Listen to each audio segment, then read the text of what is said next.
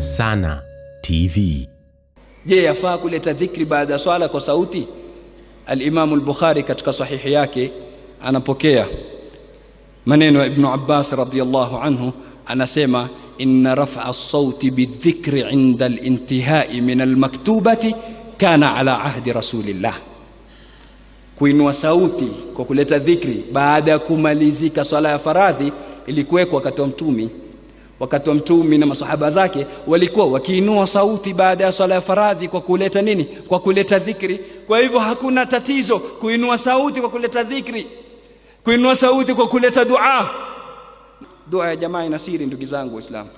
Mtume sallallahu alaihi wasallam anasema ma yajtami'u qaumun fayad'u ba'dhuhum au majtama'a qaumun fada'a ba'dhuhum wa amma sairuhum illa ajabahum Allah. Hawajakusanyika watu, baadhi yao wakaomba, wengine wakaitikia amin, isipokuwa Mwenyezi Mungu Subhanahu wa Ta'ala huwa takabalia. Hadithi imepokewa na nani? Na al-Imam at-Tabarani kutoka kwa Habib ibn Maslam al-Fihri. Anasema al-Imam al-Haythami katika Majma' az-Zawaid, rijaluhu rijalu sahih. Walopokea hadithi hii ni watu ambao kwamba wanapokea hadithi nini? Ni wapokezi wa al-Imam al-Bukhari katika sahihi yake. Na vile vile katika hadithi nyingine Mtume sallallahu alayhi wasallam asema ma rafa'a qaumun akuffahum ila Allah azza wa jalla yas'alunahu. Asema watu hawajainua mikono yao kwa Mwenyezi Mungu. Qaumun, akusema mtu, hawajainua watu mikono yao kwa Mwenyezi Mungu Subhanahu wa Ta'ala, yas'alunahu shay'a, wanamuomba chochote, illa kana haqqan 'ala Allah an yad'a fi aydihim alladhi sa'aluhu, isipokuwa huwa ni haki kwa Mwenyezi Mungu aweke katika mikono yao yale ambayo kwamba wameyaomba.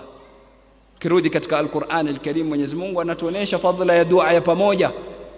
Sayyidina Musa alayhi salam alipokuwa anaomba, Mwenyezi Mungu asema waqala Musa ya rabbi innaka ataita fir'auna rabbana innaka ataita fir'auna wa mala'ahu zinatan wa amwala, paka mwisho wa dua.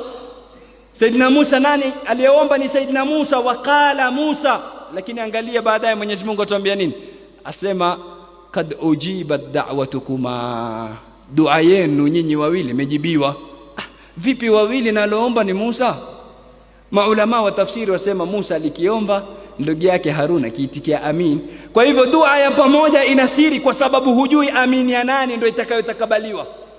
Pengine mimi ni mchafu, Mwenyezi Mungu asitakabalia amini yangu, lakini yule aliyoko nyuma kabisa karibu na viatu, pengine ilaka yake na Mwenyezi Mungu ni nzuri, amini yake ikatakabaliwa. Na kwa kuwa amini yake imetakabaliwa, dua tumeomba Rabbana kwa pamoja, sote tutapata lile ombi kwa sababu yake yeye.